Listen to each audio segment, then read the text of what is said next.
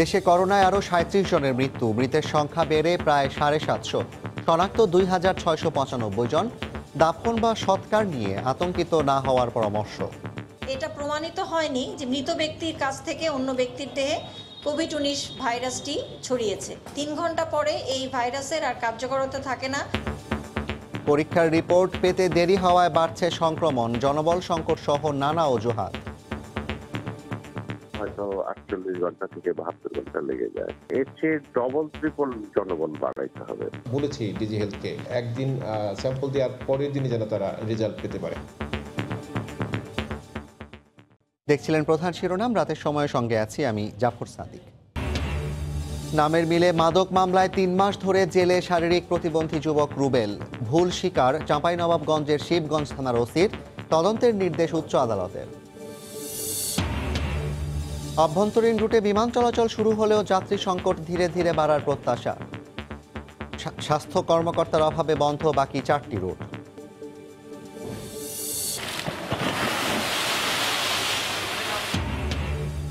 যমুনায় বিলীন সিরাজগঞ্জের বিস্তীর্ণ এলাকা, বসত বাড়ি, ফসলি জমি হারিয়ে দিশেহারা এলাকাবাসী। স্থায়ী সমাধানে 700 কোটি টাকার প্রকল্প।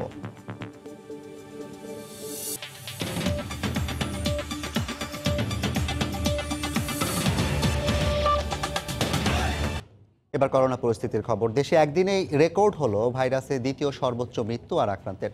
সবশেষ 24 ঘন্টায় মারা গেছেন 37 জন, আর দ্বিতীয় সর্বোচ্চ 2,695 জনের মধ্যে ভাইরাস শনাক্ত হওয়ায় দেশে মোট আক্রান্ত ছাড়িয়েছে 55,000।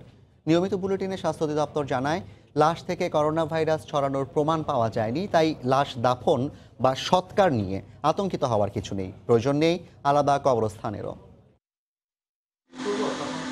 দেশে কোভিড-19 সংক্রমণ শনাক্তের ৮৮তম দিনে বাংলাদেশ মোট আক্রান্ত ব্যক্তির সংখ্যা ছাড়ালো ৫৫,০০০। দুটি পরীক্ষাগার কমে ল্যাবের সংখ্যা ৫০-এ নেমে এলেও সবশেষ 24 ঘন্টায় টানা দ্বিতীয় দিনের মতো ১২,০০০-এর বেশি নমুনা পরীক্ষার কথা জানায় স্বাস্থ্য অধিদপ্তর। দ্বিতীয় সর্বোচ্চ নমুনা পরীক্ষার দিনে আক্রান্ত শনাক্ত হয়েছেন এ যাবৎকালের দ্বিতীয় সর্বোচ্চ ২,৬৯৫ জন। নমুনা পরীক্ষার বিপরীতে এ হার ২১.৫৪%। একদিনে দ্বিতীয় সর্বোচ্চ ৩৭ জনের মৃত্যুতে দেশে এখন কোভিডে প্রাণহানি ৭৪৬ জন। আরও ৪৭০ জন সুস্থ হয়ে ওঠায় কোভিড জয়ী সংখ্যা ছাড়িয়েছে ১১,৫০০। মৃতদেহ থেকে কোভিড-19 সংক্রমণ ছড়ানোর প্রমাণ না মেলায় করোনায় মৃতদের শেষকৃত্য নিয়ে আতঙ্কিত না হয়ে বরং প্রচলিত নিয়ম অনুসরণেরই পরামর্শ দেওয়া হয় স্বাস্থ্য বুলেটিনে। বডি ব্যাগ না পাওয়া গেলে পলিথিনে মুড়িয়ে স্থানান্তরের জন্য মনোনীত কবরস্থান বা পারিবারিকভাবে নির্ধারিত স্থানে মৃতদেহ দাফন করা যায়। শুধুমাত্র কোভিড হিসাবে আলাদা কোনো কবরস্থান নির্দিষ্ট করার কোনো দরকার নাই। বিশ্ব স্বাস্থ্য সংস্থা বলেছেন যে এটা প্রমাণিত হয়নি যে মৃত ব্যক্তির কাছ থেকে অন্য ব্যক্তির দেহে কোভিড-১৯ ভাইরাসটি ছড়িয়েছে। বুলেটিনে বলা হয়, কোভিড যুদ্ধের প্রধান অস্ত্র মাস্ক ব্যবহার আর স্বাস্থ্যবিধি মেনে চলা। এদিন তুলে ধরা হয় সংক্রমণ প্রতিরোধে মাস্ক ব্যবহারের অর্থনৈতিক মূল্য। একজন মাস্ক ব্যবহার করলে তার যে অর্থনৈতিক বেনিফিট বা উপকার সেটা হলো ৩,০০০ থেকে ৬,০০০ ইউএস ডলার। কারণ মাস্ক ব্যবহার করলে রোগ প্রতিরোধ করা যায় এবং রোগ প্রতিরোধের ফলে যে আক্রান্ত না হলে এই এতগুলো অর্থ সাশ্রয় করা যায়। পুরনো কাপড় দিয়েও ৩ স্তর বিশিষ্ট মাস্ক তৈরি করে পরা যায়। স্বাস্থ্য অধিদপ্তর জানায়, শুরু হয়েছে ২,০০০ শয্যার বসুন্ধরা কোভিড হাসপাতালের সেবা কার্যক্রম। ফারুক ভাইয়া, রবিন, সময় সংবাদ, ঢাকা। করোনার সবশেষ পরিস্থিতি নিয়ে স্বাস্থ্য অধিদপ্তরের আজকের বুলেটিন বিশ্লেষণ করেছেন রিপোর্টার এহসান জুয়েল। 24 ঘন্টার করোনায় স্বাগত সবাইকে। সংক্রমণের 13তম সপ্তাহ চলছে, ৮৮তম দিন আজ। গত 24 ঘন্টায় দেশে এখন পর্যন্ত করোনা পরীক্ষা হয়েছে ১২,৫১০ জনের। এর মধ্যে আক্রান্ত পাওয়া গেছে ২,৬৯৫ জনের। মোট আক্রান্ত ৫৫,১৪০ জন। মৃত্যু হয়েছে ৩৭ জনের। মোট এখন পর্যন্ত দেশে প্রাণ হারিয়েছেন ৭,০৪৬ জন। সুস্থ হয়েছেন ৪৭০ জন। শুরুর দিন থেকে খুব ধীর গতিতে আক্রান্ত হয়েছে, তবে শেষের দিনগুলোতে খুব দ্রুত গতিতে আক্রান্তের হার বেড়েছে। তুলনামূলক বিশ্লেষণে দেখতে চাই যে ১০,০০০ আক্রান্ত হতে কতদিন সময় লেগেছে। তাহলে আমরা দেখতে পাবো প্রথম ১০,০০০ আক্রান্ত হতে সময় লেগেছিল ৫৮ দিন, অর্থাৎ ৪ মে প্রথমবারের মতো আমরা ১০,০০০ আক্রান্ত হয়েছে।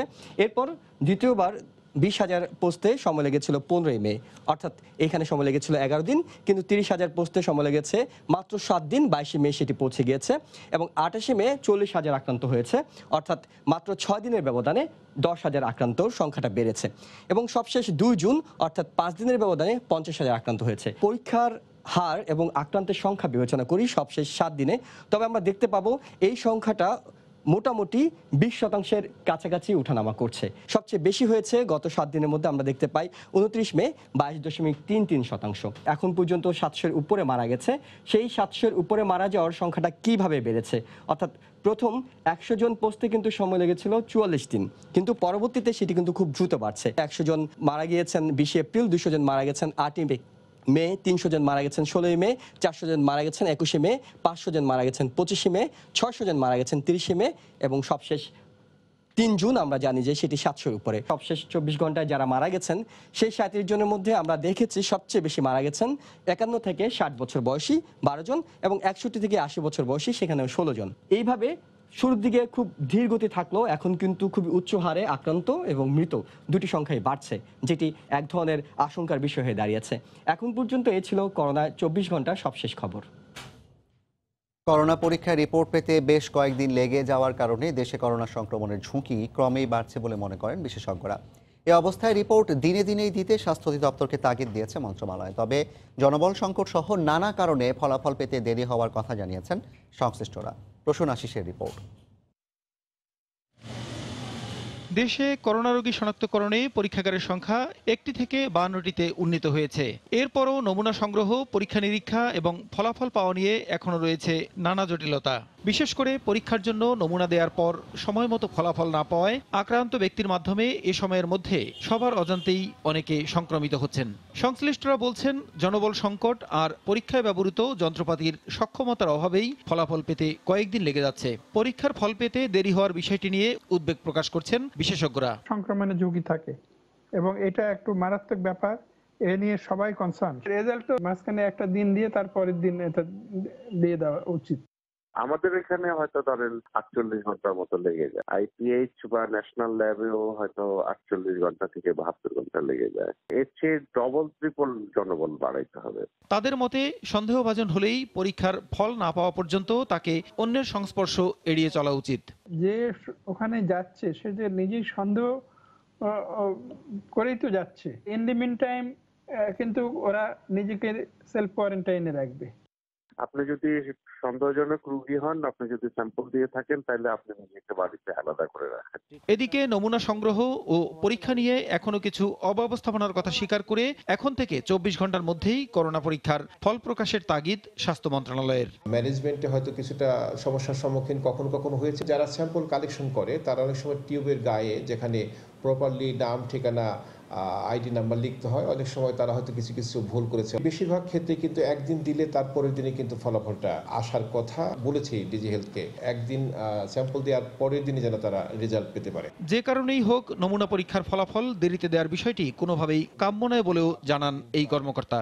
10,000 প্লাস মাইনাস কিন্তু পরীক্ষা হচ্ছে। প্রসূন আশিস, সময় সংবাদ, ঢাকা। অতিরিক্ত ভাড়া আর সংক্রমণের আতঙ্কে গণপরিবহন ভুগছে যাত্রী সংকটে। স্বাভাবিক সময়ের তুলনায় প্রায় অর্ধেক কম পরিবহন নামলেও অনেক বাসই ফাঁকা থাকছে। এ অবস্থায় গণপরিবহন সচল থাকা নিয়ে শঙ্কায় পড়েছেন পরিবহন শ্রমিকরা।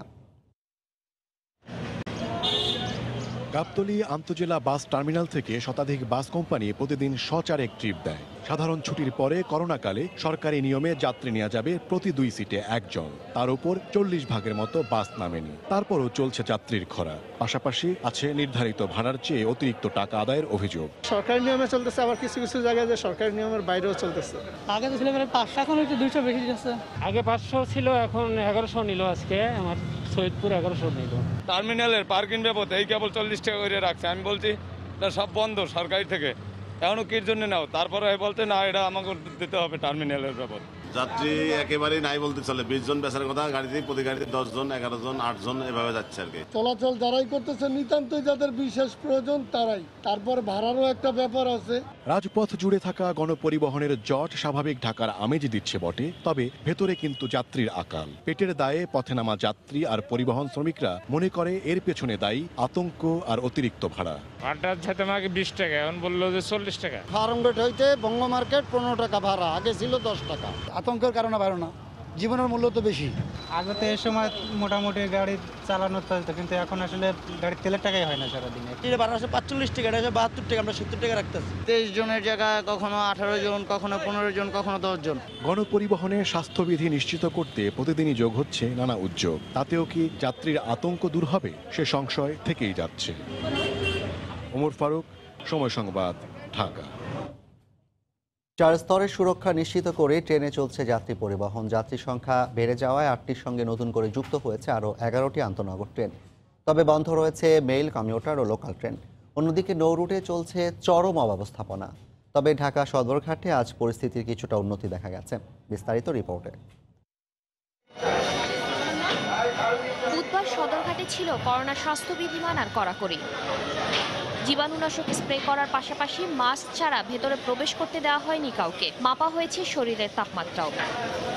হাতিয়া, মনপুরা ও ভোলার উদ্দেশ্যে ছেড়ে যাওয়া লঞ্চগুলো ঘাটে ভিড়ানোর সুযোগ দেয়নি নদী বন্দর কর্তৃপক্ষ। তাই পোর্টুলে যাত্রীদের হুড়োহুড়ি কমে এসেছে অনেকটাই। তবে যাত্রী চাপ না থাকায় স্বাস্থ্যবিধি মানায় শিথিলতা দেখা গেছে ডেকে। এখানে কোনো সামাজিক দূরত্বের কোনো বালাই নেই, সবাই গাতাগাতি করে বসে, যে যার মতো বসে। লঞ্চ কর্তৃপক্ষ এটা একটু সামাজিক দূরত্বটা ঠিকমতো রাখছে না। বুধবার বিআইডব্লিউটি এর চেয়ারম্যান সদরঘাট পরিদর্শন করেন। পরিস্থিতি সন্তোষজনক বলে দাবি করেন তিনি। যাত্রীদের আরও সচেতন হওয়ার আহ্বান জানান চেয়ারম্যান। যাত্রী চাপ বেশি, তা সবাই চাচ্ছেন যে এই নৌ পরিবহনটা ব্যবহার করতে, কারণ এটা সাশ্রয়ী এবং আরামদায়ক। দেশের নানা স্থানে নৌ রুটে যাত্রী পরিবহনে অব্যবস্থাপনা ছিল আগের মতোই। লঞ্চ, স্পিডবোটে গাদাগাদি করে উঠেছেন যাত্রীরা। সামাজিক দূরত্ব ও স্বাস্থ্যবিধি না মানায় ঝুঁকি নিয়েই রাজধানীতে ফিরছেন অনেকে। ঝুঁকিপূর্ণ হয় আমাদের, তারপরে যেতে হয় পেরিয়ে দেয়। চেষ্টা করি সামাজিক দূরত্ব বজায় রেখে নেওয়ার জন্য, কিন্তু পাবলিক মানতেছে না। যাত্রী চাপ বেড়েছে রেলপথে। কমলাপুর রেল স্টেশনে 8টি আন্তনগর ট্রেনের সঙ্গে যুক্ত হয়েছে আরও 11টি। এক সিট করে ফাঁকা রেখেই ছেড়ে গেছে নানা রুটের ট্রেন। তবে বন্ধ রয়েছে মেইল, কমিউটার ও লোকাল ট্রেন। প্রথমে দরজার দিকে দেখলাম স্প্রে মারলো, একদম পুরো দরজা, তারপর সবকিছু স্প্রে মেরে আমাদেরকে প্রবেশ করালো, তার আগে প্রবেশ করাই নাই। আমার মনে হয় আমরা মোটামুটি রেলওয়ে স্বাস্থ্যবিধি মোটামুটি সন্তোষজনক।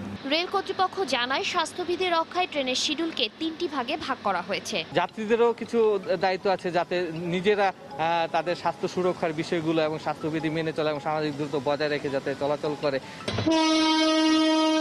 এছাড়া অনলাইনেই বিক্রি হচ্ছে শতভাগ ট্রেনের টিকিট। শাতিলা শারমিন, সময় সংবাদ, ঢাকা। এদিকে 2 মাসের বেশি সময় পর অভ্যন্তরীণ রুটে সীমিত পরিসরে বিমান চলাচল শুরু হলেও আশানুরূপ যাত্রী মিলছে না। যাত্রী সংকটে বাংলাদেশ বিমানের আজ ও আগামীকালের সব ফ্লাইট বাতিল করা হয়েছে। করোনা আতঙ্কে প্রাথমিক পর্যায়ে কম হলেও ক্রমশ যাত্রী বাড়ার প্রত্যাশা সিভিল এভিয়েশনের। বাকি 4টি অভ্যন্তরীণ রুটেও ফ্লাইট চালু করতে চায় বিমান সংস্থাগুলো। বিস্তারিত জানাচ্ছেন হাজেরা শিউলি। করোনা সংক্রমণের ঝুঁকি কমাতে বিমান চলাচল শুরুর প্রাথমিক পর্যায়ে চট্টগ্রাম, সিলেট ও সৈয়দপুর রুটে মাত্র 24টি ফ্লাইট অনুমোদন দেয় সিভিল এভিয়েশন। সাথে জুড়ে দেওয়া হয় স্বাস্থ্য সুরক্ষার 35 দফা নির্দেশনা। বিমান সংস্থাগুলোর প্রত্যাশা ছিল সাধারণ ছুটিতে আটকে পড়া মানুষ কর্মস্থলে যোগদান বা বাড়ি যেতে বেছে নেবেন আকাশপথ। কিন্তু এখনো পিছু ছাড়েনি ভ্রমণে ভীতি। সব যাত্রীরই একটা সংখ্যা আছে, কারণ আমাদের দেশে এখনো ঝুঁকিটা অনেক বেশি। তবে আমরা যে ব্যবস্থা বিমানবন্দরে নিয়েছি, জনগণ যদি যখন জানতে পারবে যে এটা সেফ হবে ট্রাভেলটা, তখন যাত্রী সংখ্যা বাড়বে। এদিকে সব প্রস্তুতি থাকলেও স্বাস্থ্য কর্মকর্তা ও প্রয়োজনীয় যন্ত্রপাতি না থাকায় রাজশাহী, বরিশাল, যশোর ও কক্সবাজার রুটে ফ্লাইট চালু করা যাচ্ছে না। এই বিষয়ে স্বাস্থ্য অধিদপ্তরকে 2 মাস আগে চিঠি দেওয়া হলেও সাড়া না মেলার অভিযোগ শাহজালাল বিমানবন্দরের পরিচালকের। আমরা চাই যে ডোমেস্টিকটা পুরোটাই আগের মতো চালু হোক, সবগুলো স্টেশন চালু হোক। সবগুলো স্টেশনেই আমার ধারণা বাংলাদেশে যে ডোমেস্টিক যারা অপারেট করছেন তারা সবাই প্রস্তুত আছে। ফ্লাইটে চলার আগে বা ফ্লাইটে নামার পরে এই স্বাস্থ্যের যে সুবিধাদি বা যে সরঞ্জামাদি এবং জনবল দরকার সেগুলি সরবরাহ করার জন্য আমরা তাদের চিঠি দিয়েছি, বাট তারা এখনও এ সমস্ত জায়গায় যন্ত্রপাতি বা জনবল কিছুই তারা সরবরাহ করেনি। শাহজালাল সহ দেশের 3 আন্তর্জাতিক বিমানবন্দর ও সৈয়দপুর বিমানবন্দরে চিকিৎসক থাকলেও বাকি 4টি বিমানবন্দরে নেই থার্মাল স্ক্যানার ও চিকিৎসক। হাজারের শিউলি, সময় সংবাদ, ঢাকা। সাধারণ ছুটি তুলে নেওয়ার আগেও পরে স্বাস্থ্যবিধি, সামাজিক দূরত্ব সহ সরকারের নেওয়া নানাবিধ পদক্ষেপ কেউ না মানায় দেশে করোনা ঝুঁকি বাড়ছে উল্লেখ করে সড়ক পরিবহন ও সেতুমন্ত্রী ওবায়দুল কাদের বলছেন, এ অবস্থায় সরকার জনস্বার্থে আরও কঠোর হতে বাধ্য হবে। সকালে এক ভিডিও কনফারেন্সে তিনি কথা বলেন। এ সময় গণপরিবহন অতিরিক্ত ভাড়া আদায়ের বিরুদ্ধে প্রশাসনকে আরও কঠোর হওয়ার নির্দেশ দেন মন্ত্রী। কিছু মানুষ স্বাস্থ্যবিধি মানতে শৈথিল্য প্রদর্শন করছে, যা সংক্রমণের মাত্রাকে বাড়িয়ে দিচ্ছে। সচেতনতার প্রাচীর গড়ে তোলার জন্য আমি আবারও সকলের প্রতি আহ্বান জানাচ্ছি, না হয় সরকার আরও কড়াকড়ি আরোপ তথা কঠোর হতে বাধ্য হবে। অতিরিক্ত ভাড়া আদায়কারীদের বিরুদ্ধে কঠোর ব্যবস্থা গ্রহণের জন্য আমি বিআরটিএ সহ আইন প্রয়োগকারী সংস্থা, হাইওয়ে পুলিশ সংশ্লিষ্ট সকলকে নির্দেশনা দিচ্ছি।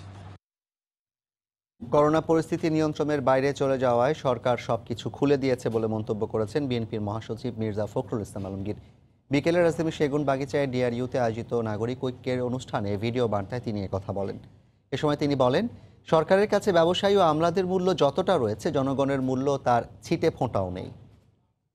সমস্ত সিদ্ধান্তহীনতা, ভুল সিদ্ধান্ত, সমন্বয়ের অভাব, সরকারের একটি ডিপার্টমেন্টের সঙ্গে আরেকটি ডিপার্টমেন্টের তো কোনো সমন্বয় নেই, যার ফলে আমরা যেটা দেখলাম যে আপনার এখানে এখন এটা পরিস্থিতি নিয়ন্ত্রণের বাইরেই চলে গেছে।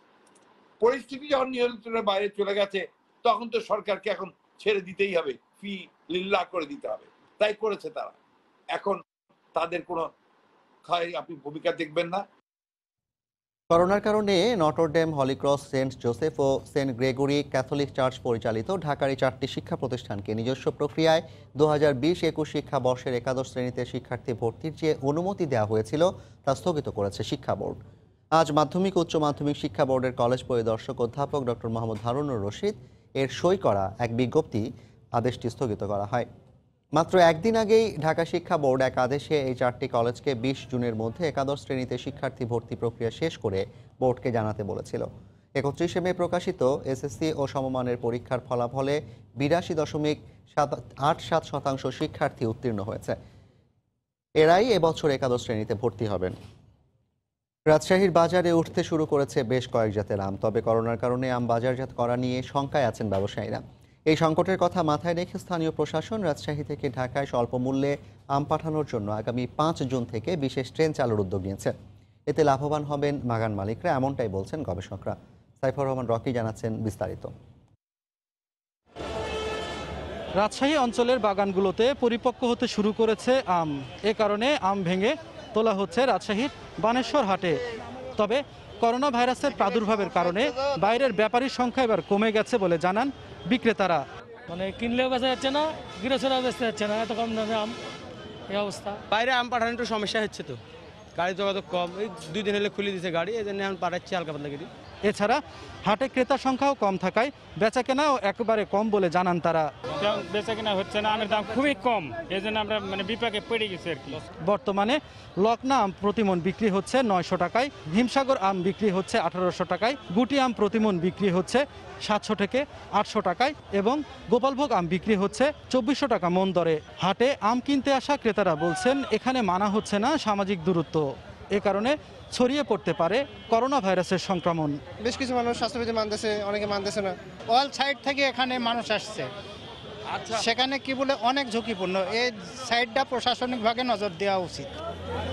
করোনা ভাইরাসের প্রাদুর্ভাবের কারণে এবার আম বাজারজাত করা নিয়ে চিন্তিত বাগান মালিকরা।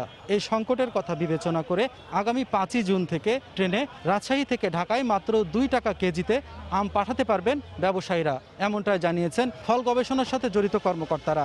ট্রেনের মাধ্যমে গেলে হবে কি, এর ঝাঁকি কম লাগবে, আমগুলো ভালো থাকবে, এর যে খরচ সেটা নিশ্চয়ই অনেক কম পড়বে, তাদের আশা সেগুলো তারা পূরণ হবে এবং তাদের যে আর্থিকভাবে তারা নিশ্চয়ই বেনিফিট হবে। এতে তাদের যে লোকসানের আশঙ্কা তা অনেকটাই কমে আসবে বলে মনে করেন তিনি। রাজশাহীর বানেশ্বরহাট থেকে সাইফুর রহমান রকি, সময় সংবাদ। ভয়াবহ নদী ভাঙনের মুখে সিরাজগঞ্জের শাহজাদপুর উপজেলার বিস্তীর্ণ জনপদ। গত এক সপ্তাহে যমুনার করাল গ্রাসে বিলীন হয়েছে বসতবাড়ি ও ফসলি জমি। বাদ পড়েনি শিক্ষা প্রতিষ্ঠানও। আতঙ্কে নির্ঘুম রাত কাটছে নদী তীরের বাসিন্দাদের। তবে পানি উন্নয়ন বোর্ড বলছে ভাঙন রোধে 700 কোটি টাকার প্রকল্প নেওয়া হয়েছে। রিঙ্কু কুণ্ডুর রিপোর্ট, ছবি তুলেছে অমৃত সেন। আমপানের পর পানি কমলেও থামেনি ভাঙন। প্রতিদিনই কোথাও না কোথাও নদী গ্রাস করে নিচ্ছে জমি। ছোট হচ্ছে স্থলভাগের মানচিত্র। বর্ষা মৌসুমের আগেই ভয়ঙ্কর রূপ নিচ্ছে যমুনা নদী। গত কয়েকদিনে তীব্র ভাঙনে বিলীন হয় সিরাজগঞ্জের শাহজাদপুর উপজেলার ব্রাহ্মণগ্রাম আর কান্দি, বায়ুখোলা ও আশপাশের গ্রামের কয়েকশো ঘর। আতঙ্কে অনেকে সরিয়ে নিচ্ছেন ঘরবাড়ি। একটা নদীর ভাঙনে, একটা ঘূর্ণিঝড়, একটা করোনা, এক মুহূর্তে কাজ করতেছে, এক মুহূর্তে ডইসে গেছে। খুব আতঙ্কে থাকি, কোন সুম নদী ভাঙে আমাদের ঘর বাড়ি চলে যায়। মেলা ভাঙনি, মেলা জায়গায় ঘুরছি গেছি, কিন্তু এখন আর অসহ্য গেছে। ভেঙে গেছে স্কুল ও ধর্মীয় প্রতিষ্ঠানের স্থাপনাও। এতে আসন্ন বর্ষা মৌসুম নিয়ে চরম আতঙ্কে নদী তীরের মানুষ। নদীর পাড়টা ভালো করে জানি বুলুক দিয়ে বান্ধা দেয়, আমরা এই সাহায্য চাই। মজবুত করে কাজটা করে তাহলে এলাকাবাসী থাকতে পারবে। এ অবস্থায় স্থায়ী বাঁধ সহ নানা পরিকল্পনার কথা জানালো পানি উন্নয়ন বোর্ড। এই 6.5 কিলোমিটার জায়গায় একটা স্থায়ী কাজ করার জন্য একটা প্রকল্প, প্রায় 700 কোটি টাকার একটা প্রকল্প প্ল্যানিং কমিশনে আছে। এটা অনুমোদন হলে এখানে স্থায়ী কাজ হবে। মঙ্গলবার পর্যন্ত শাহজাদপুর উপজেলার 1.5 কিলোমিটার এলাকা বিলীন হয়েছে যমুনা নদীতে। হুমকিতে আরো অন্তত 10টি গ্রামের বিস্তীর্ণ জনপদ। রিঙ্কু কুণ্ডু, সময় সংবাদ, সিরাজগঞ্জ। নামে নামে জমে টানে, বিষয়টি যেন আবারও প্রমাণ হলো। শুধুমাত্র বাবা ও নিজের নামের সঙ্গে মাদক মামলার এক আসামির নামের মিল থাকায় 3 মাস ধরে জেল খাটছেন শারীরিক প্রতিবন্ধী যুবক রুবেল। দ্রুত মুক্তি ও ক্ষতিপূরণ দাবি করেছেন ভুক্তভোগীর পরিবার। নিরাপরাধ ব্যক্তিকে গ্রেফতার করার ঘটনায় ভুল স্বীকার করেছেন চাঁপাইনবাবগঞ্জের শিবগঞ্জ থানার ওসি। এদিকে বিষয়টি তদন্তের নির্দেশ দিয়েছেন উচ্চ আদালত। অপরাধ না করেও শুধু নামের মিল থাকায় 3 মাস ধরে জেল খাটছেন চাঁপাইনবাবগঞ্জের শারীরিক প্রতিবন্ধী রুবেল। মাদক মামলার আসামি রুবেলকে ধরতে গিয়ে আসামি ও তার বাবার নামের সঙ্গে মিল থাকায় গ্রেফতার করা হয় শারীরিক প্রতিবন্ধী রুবেলকে। বিষয়টি বারবার বলা হলেও আমলে নেয়নি পুলিশ। শিবগঞ্জ থানার ওসির দাবি, নামের মিল থাকায় এ ভুল হয়েছে। একই গ্রামে দুজনের নাম, বাবার নাম সবই একই।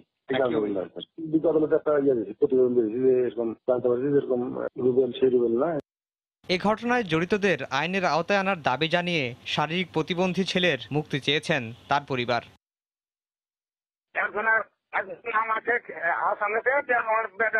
ধরে নিয়ে গেছে 3 মাস থেকে আমার ছেলেটা বিনা অপরাধে জেল খাচ্ছে। তার জন্য আমি সুস্থ বিচার চাই। আমার ক্ষতিপূরণ যেটা হয়েছে ঘটনাটি গড়িয়েছে উচ্চ আদালতেও। নির্দেশ দেওয়া হয়েছে বিচার বিভাগীয় তদন্তের।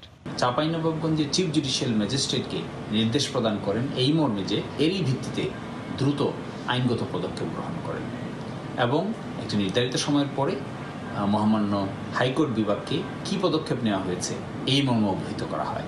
গত 10 মার্চ রাতে মাদক মামলায় শিবগঞ্জের জামাইপাড়া গ্রাম থেকে নিরাপরাধ রুবেলকে গ্রেফতার করা হয়। আফজাল হোসেন, সময় সংবাদ, ঢাকা। এ পর্যায়ে শীর্ষ সংবাদ জানিয়ে দিচ্ছি আরেকবার। দেশে করোনায় আরও 37 জনের মৃত্যু, মৃতের সংখ্যা বেড়ে প্রায় 750, শনাক্ত 2695 জন। দাফন বা সৎকার নিয়ে আতঙ্কিত না হতে পরামর্শ। নামের মিলে মাদক মামলায় 3 মাস ধরে জেলে শারীরিক প্রতিবন্ধী যুবক রুবেল। ভুল স্বীকার চাঁপাইনবাবগঞ্জের শিবগঞ্জ থানার ওসির। তদন্তের নির্দেশ উচ্চ আদালতের।